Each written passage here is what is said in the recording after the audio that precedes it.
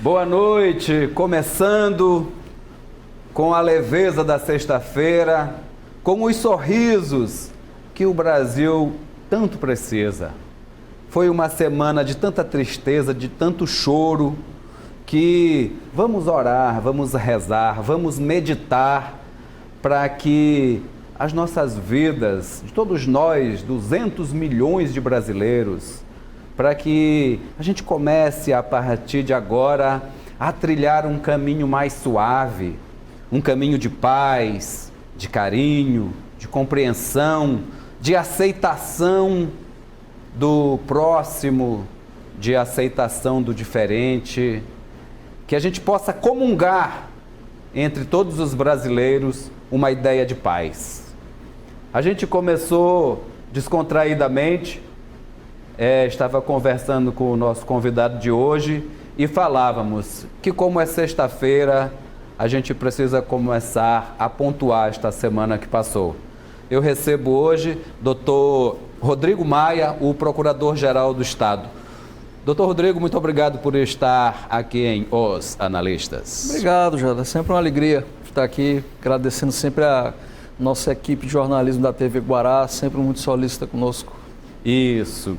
Até porque nós precisamos, né, doutor Rodrigo, nos justificar perante a comunidade. Nós que estamos aqui para fazer a comunicação e o poder público. Não há nada melhor do que este canal aberto entre nós e o povo. Não, sem dúvida. Né? Sobretudo nós do poder público devemos prestar contas permanentemente. E a imprensa, claro, ela é um instrumento muito importante para isso. Razão pela qual eu sempre faço questão de aceitar os convites para estar aqui debatendo temas que são de interesse público, ao fim e ao cabo. Agradeço novamente. Eu gostaria de começar, doutor Rodrigo.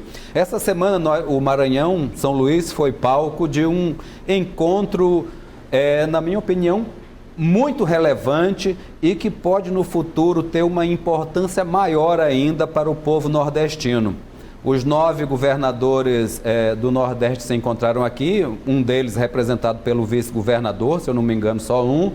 Mas só um. Alagoas. Houve uma grande reunião para que a gente encontre os nossos problemas comuns e trabalhe soluções comuns. É esse o cerne desse encontro? Sim, sem dúvida alguma, foi um encontro muito importante, por várias razões. Em primeiro lugar, pela simbologia, de você conseguir, sobretudo no momento em que você tem um grande esgarçamento das relações político-institucionais, você conseguir sentar entre numa mesma mesa 9 chefes de governo, 9 governadores, para tratar de uma agenda comum. Isso foi histórico, porque nunca houve uma iniciativa desse tipo. Há um consórcio no âmbito do Brasil Central, mas talvez não com a ambição que o consórcio Nordeste buscou ter na sua Constituição. E isso, sem dúvida, vai trazer grandes benefícios para toda a região. Em primeiro lugar, porque a cooperação entre os entes federados ela é uma diretriz constitucional. O nosso texto constitucional ele deixa muito claro que o nosso modelo de federalismo é um federalismo cooperativo. E se você for parar, Geraldo, para analisar, ao fim e ao cabo, as diferenças político-administrativas, elas são abstrações apenas para fins de organização institucional. Porque a população do Maranhão, do Ceará, da Bahia, que assumiu inclusive a presidência do Estado da Bahia, sobretudo porque a Bahia teve um papel relevante na concertação desse projeto e foi quem primeiro tomou iniciativa nisso, de constituir o consórcio. Se você for parar para pensar, a população não tem diferenças do ponto de vista das suas demandas, das suas necessidades. Então o poder público ele tem essa obrigação de cooperar entre si em prol do interesse público. Então esse consórcio ele vai trazer 2 grandes benefícios.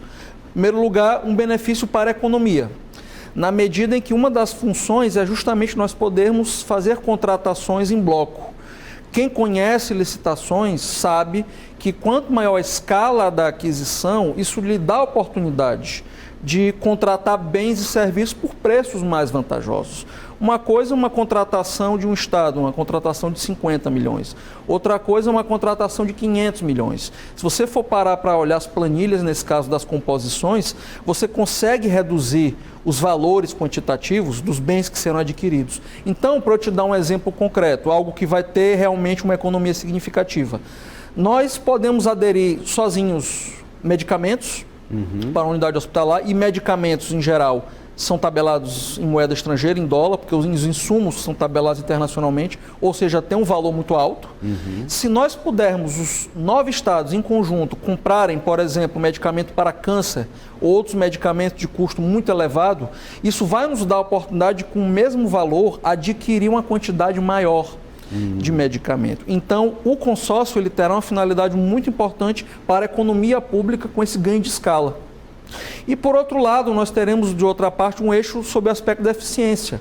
Porque uma das funções desse consórcio, além, é claro, da aquisição de bens, serviços e insumos em geral, o que por si só já justificaria, nós temos objetivos mais ambiciosos, sobretudo no que tange a cooperação institucional. Porque os estados, eles têm cada um suas peculiaridades. Eu ontem, por exemplo, a pedido da governadora do Rio Grande do Norte, o procurador-geral do Rio Grande do Norte, o Luiz Marinho, meu amigo pessoal, e o vice-governador, que por coincidência é procurador, o vice-governador do Rio Grande do Norte, o doutor Antenor, que inclusive é filiado ao PCdoB, eles estiveram comigo e com o secretário Marcelos da Fazenda para tratar de cooperação técnica na área de tecnologia. Um dos objetivos dessa atuação consorciada é justamente nós compartilharmos inteligência e tecnologia entre os diversos entes federativos. Então, uma prática que, por exemplo, está tendo êxito no âmbito do Maranhão, ou do Ceará, ou da Bahia, que algum estado deseja adquirir, ou deseja, por exemplo, ter acesso a uma expertise de servidores que conhecem uma técnica, nós poderemos fazer isso com muito mais facilidade e menos burocracia. Isso também é muito exitoso, se você parar para refletir, acerca do compartilhamento de servidores. Nós tivemos, por exemplo, um exemplo bastante virtuoso, que o estado do Maranhão, ele encaminhou membros do Corpo de Bombeiros para atuar no resgate das vítimas de Brumadinho. Inclusive foi muito elogiada pela imprensa nacional a atuação dos bombeiros maranhenses. Com esse consórcio nós vamos poder fazer esse compartilhamento de servidores de forma institucional e de forma até mais eficaz. E isso é muito importante para algumas áreas, por exemplo, como segurança pública, onde diante da necessidade premente de um aporte maior de servidores, por exemplo, policiais militares, como tivemos recentemente no caso do Ceará, em que houve um grande problema com a segurança em virtude de alguns distúrbios. Os ataques a ônibus que levaram, foi terrível aqui. Essa cooperação, ela prevê também esse compartilhamento de servidores, por exemplo, da segurança pública, que diante de uma necessidade, não que a gente não deva contar com a Força Nacional, é importante que contemos, mas que os estados próximos possam atender a uma necessidade de um estado irmão, eu gosto de chamar, porque nós nordestinos nós somos irmãos, por várias razões, sobretudo pelas peculiaridades regionais que nós compartilhamos, nós vamos poder atender um estado irmão com muito mais eficiência. E há uma série de vantagens que a estratégia vai trazer para a eficiência da gestão pública, que ao fim e ao cabo é o nosso objetivo como servidores públicos, é fazer o máximo com menos recursos e sermos os mais eficientes possíveis na defesa dos interesses da população. Eu achei interessante. O dos remédios, acho que é claríssimo para o senhor, pais e senhoras, que comprar 10 é uma coisa, comprar 100 é outra, sai muito mais barato, é fácil de ver. Tecnologia, porque a tecnologia... não existe quantidade, né, doutor Rodrigo? Se a Bahia comprar a tecnologia X, a mesma tecnologia pode ser usada nos 9 estados. Sim. Ou seja, talvez quem vai vender, não sei se vai entrar em questão isso aí, mas isso aí pode ter uma redução de 10 para 1, praticamente, já que são 9 estados. Um dos objetivos é esse, justamente minimizar o custeio. Então, acreditamos que com essa estratégia institucional, nós teremos muitas vantagens para todos os estados signatários. E para tudo isso, foi constituído um documento que o senhor me falava aqui no começo. Um protocolo de intenções. Um protocolo de intenções. Sim.